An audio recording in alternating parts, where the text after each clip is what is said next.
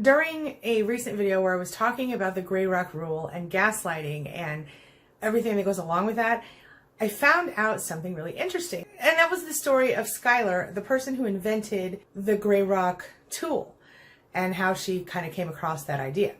So I found that really interesting and I made a little video out of it. Well, in the comments of that video, someone said to me, okay, now do the same thing for no contact. So that's exactly what we're going to talk about today at queenbeing.com. Where did no contact come from? Whose idea was it? And whether or not no contact really works. So let's get started. Closed captioning provided by Athena Moberg and CPTSDFoundation.org. My name's Angie Atkinson, and this is Toxic Relationship Rehab, where I help you discover, understand, and overcome toxic relationships in your life. So if you want to take back your life, embrace your power, and become the best possible version of yourself, hit that subscribe button, stick with me, and let's get going. I have to admit, I was a little bit disappointed after I did my research. What I found out was the very first incidences of no contact being used as a tool for anything appear to be in the court system. At least that's what I was able to find, where people were saying there's a no contact order. This is the first time no contact was used as a tool, to my knowledge, that was published.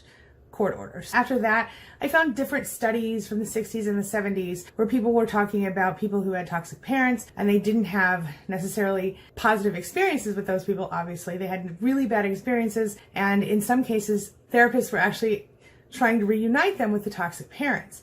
Obviously, that was a bad idea and it almost never turned out well. What it all came down to, bottom line, was that Sam Vaknin, the self-proclaimed narcissist and author of many books and YouTuber, actually was the first person that I found who ever discussed the topic. Well, right now, let's run inside to my office and we're going to take a look at some of the stuff that I found about no contact. All right, let's go. Now, like I said, I'm not going to go through all of the court orders, but it's all over various court statements and court orders and lawsuits and everything else throughout time. I mean, I found it all the way back to like 1930. So that's that. So Sam Vaknin and his wife wrote this book in July 2015. And this appears to be the first time that he called it the no contact rule, and that's where I believe the rule originated. This is a little clip showing his website where he talks about it. There are some really important things that you have to remember about no contact. It's really important to remember, for example, that narcissists don't give us closure. Anytime you go through a breakup or a divorce with a normal person or a healthy person, you may struggle to make sure you have closure. Some therapists will even ask you to reach out to that person and find a way to discuss whether or not you have feelings left for each other and how to deal with them from here.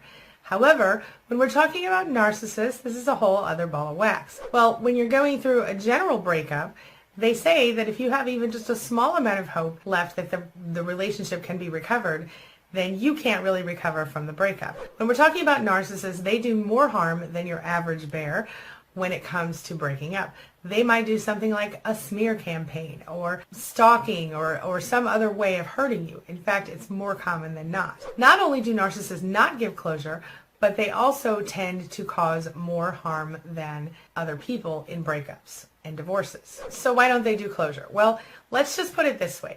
Narcissists tend to see people as one way or another, black or white.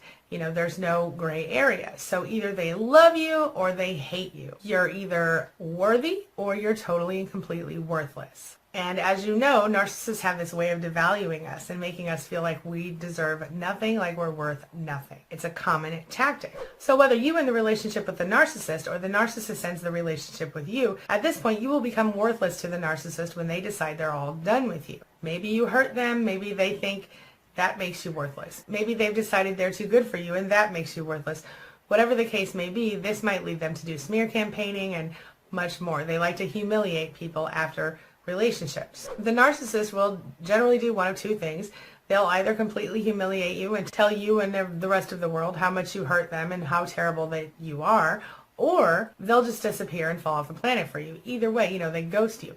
Either way, you're left spinning and going, what the heck just happened? Sometimes they don't do closure because you don't matter to them, and other times they don't do it because they want you to think that you don't matter to them. But either way, it's almost never that a narcissist gives anyone a proper form of closure at the end of a relationship. And so a lot of times no contact might feel really unsatisfying to us because we feel like we need closure. And that's when it's really important for you to create your own closure. And I've done videos about that before, but if you're interested in knowing more about that, let me know in the comments and I'll make a new video for you. I think one of the reasons that no contact is so difficult is because we actually are addicted to narcissists. We have a trauma bonding situation where we actually feel physically addicted to them. It is basically what happens as a result of ongoing cycles of abuse, thanks to a narcissist in this case. During the abuse cycle, you go through intermittent different kinds of reinforcement. So you either get a reward when you do what the narcissist wants, or you get a punishment when you don't, just like a dog. What happens is that this cycle of reward and punishment creates extremely powerful emotional bonds between the two of you, and that makes it difficult for you to even think about change. Trauma bonds happen in any toxic relationship. They tend to be kind of strengthened by inconsistent positive reinforcement or intermittent reinforcement. So what that means is that mostly things were difficult, mostly things weren't great, but every now and then something awesome would happen, or the narcissist would do something that would make you feel kind of good, kind of warm and fuzzy inside. And in an effort to obtain that again, you would stay around in the relationship. In the beginning, it probably happened more often than not. And as time went on, the positive reinforcement most likely became further spaced out. So less of it per negative incident. Even though the relationship started off in a love bombing place where everything was awesome, we were being idealized, before we knew it, we were being quickly devalued, quickly discarded, or falling into that cycle of idealized, devalued, discarded, idealized, devalued, discard. This led to our finding ourselves under the control of the narcissists in our lives, and before we knew it, we couldn't move. We couldn't do anything, and we found ourselves stuck. The fact is that being with a narcissist or any type of toxic person can literally destroy your life. But what is it that causes a narcissist to do these things to us?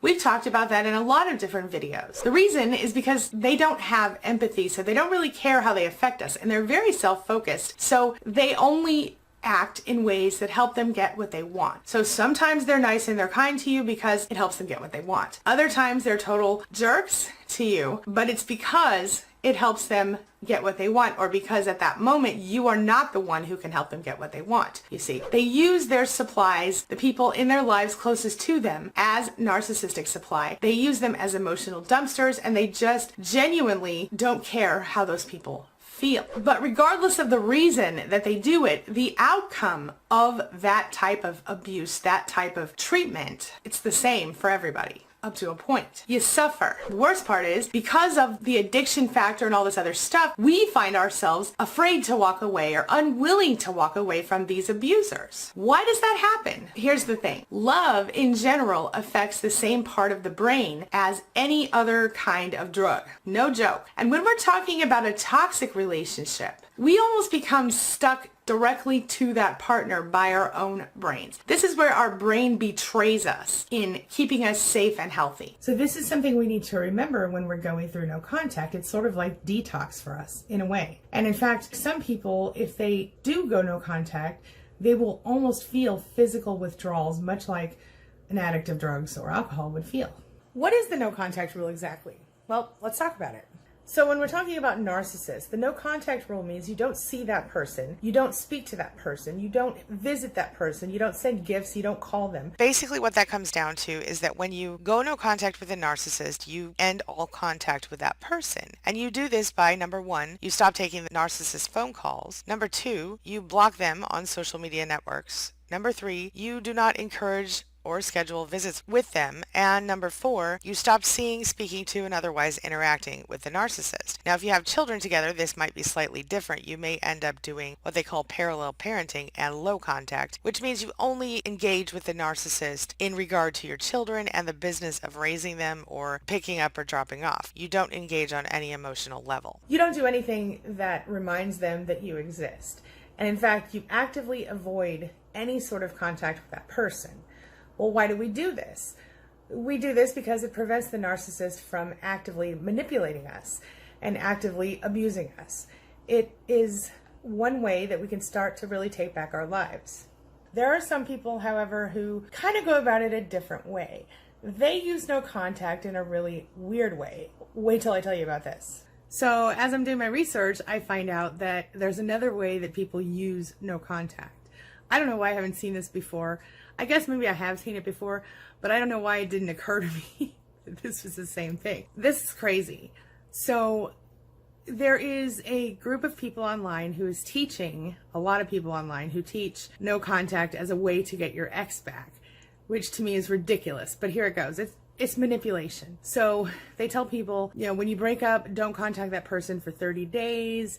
And if 30 days doesn't work, try 60 days, and then that person will contact you back. So as you can see, there are tons of get your ex back, no contact rule people, and they're all showing essentially, this is how you manipulate somebody in order to get your ex back by using this no contact process. This is, like I say, it's common and it's not healthy. I feel like this is really toxic for a number of reasons. Now, number one, if you're in a relationship with someone who's healthy and normal, maybe they really need no contact. But if you break up, there's usually some legitimate reason for that. The thing I think that floors me more than anything is that they're advising heartbroken people to stop contacting their exes in order to make the exes miss them. I think this is really unhealthy for a number of reasons. I think that it's giving false hope to people. On the positive side, if someone does stick to no contact, maybe they can rid themselves of a toxic ex. But for non-narcissists, I don't know, maybe it works. I personally feel like if you find yourself in a relationship that you need to play games with this person, you might be dealing with a toxic person. I don't know. What are your thoughts on that? Do you think no contact as a way to get your ex back is a legitimate practice, or do you think it's a bunch of BS? Let me know. I'm going to leave a playlist for you right here that is going to tell you exactly what you can do if you need to go no contact, if you haven't gone no contact yet, and you're thinking about doing it, as well as what to do when the narcissist tries to suck you back in. That's called hoovering, and that's a whole other video. So this brings me to the question of the day.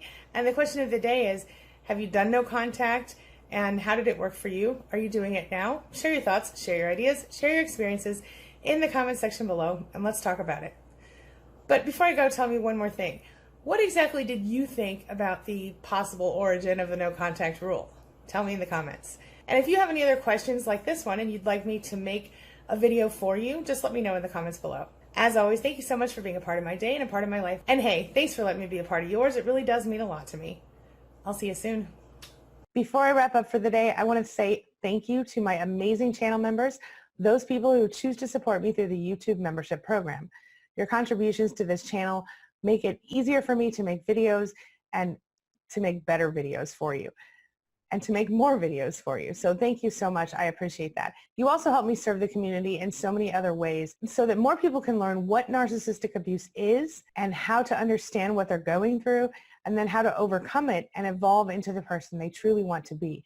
And that is truly my mission in life. So I sincerely want to say thank you so much for that.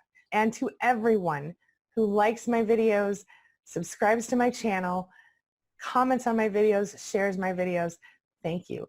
You are also helping me spread this message just a little bit further, and it really does mean the world to me. Thank you so much. As always, thanks for being a part of my day and a part of my life, and hey, thanks for letting me be a part of yours. It really does mean a lot to me. And hey, if you're still here, make sure you take a look at the videos I'm leaving for you right there and right there. And while you're here, hit that subscribe button so we can stay connected and continue on this healing journey together. I'll see you soon.